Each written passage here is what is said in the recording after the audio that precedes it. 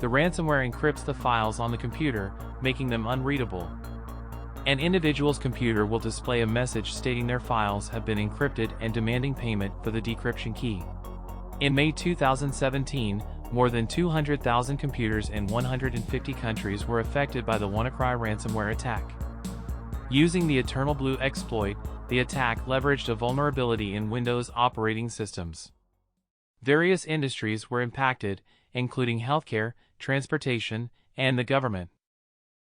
NotPetya, Ryuk, Sodinokibi, and Lakargoga are just few examples of the most notorious ransomware attacks that have occurred in the past, and list is keep growing. Let's explore in this video what is ransomware. But before we go further, we need to understand one basic concept.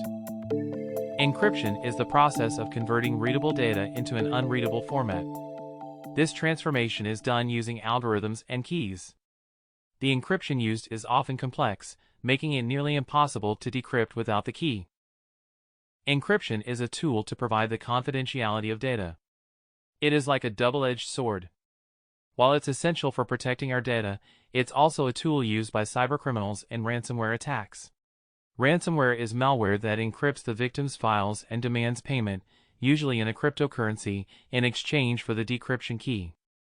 Ransomware works similarly to any other type of malware but takes one step further.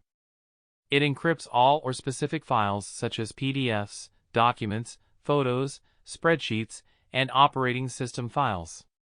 In some cases, it locks all computers and prevents all users. Ransomware attacks happen in 6 steps. Step 1. Reconnaissance. At this stage, the attacker or hacker focuses on identifying a list of potential hosts to target ransomware attacks. They use a range of methods, including port scanning, websites and social media crawling, or directly purchasing lists from the darknet. They often use several penetration tools to discover the vulnerabilities and outdated software on the target system. Step 2. Distribution. During this stage, attackers deliver the ransomware to the target host via phishing emails, malicious websites, or by exploiting vulnerabilities in the software, and in some cases, even manual transfers using removable storage drives, like USB, are used to deliver the ransomware. Step 3. Initial infection. During this stage, the ransomware hides its entrance and ongoing presence within the host system. It actively seeks out and disables backup systems, blocks host defenses such as firewalls, and disables antivirus software to prevent detection and removal. The malware starts spreading itself across the network by infecting additional hosts through lateral movement. Additionally, it alters the host's registry settings to further evade detection and disable host defenses. Step 4. Communication. At this stage of a ransomware attack, the malware connects with a command and control server.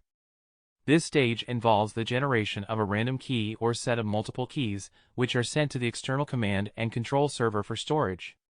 In some cases, the ransomware stores the encryption keys locally on the infected machine, but the keys themselves will be encrypted with the command and control server public key. So even if a victim finds encryption keys, they cannot use them for decryption, as they can only be decrypted with the attacker's private key, which only the attacker can access. Step 5. Encryption. At this stage, ransomware starts searching through all disk drives connected to your computer or any network drives you might be accessing. Next, ransomware identifies valuable files and encrypts them using a strong encryption algorithm like AES. In addition to encrypting data, the attacker also uploads the original files to the remote server. This is called double extortion, a tactic used by cybercriminals in ransomware attacks. The attacker threatens to release sensitive stolen data publicly if the ransom is not paid. This adds an additional level of pressure on the victim. Finally, the ransomware deletes all original files and encryption keys.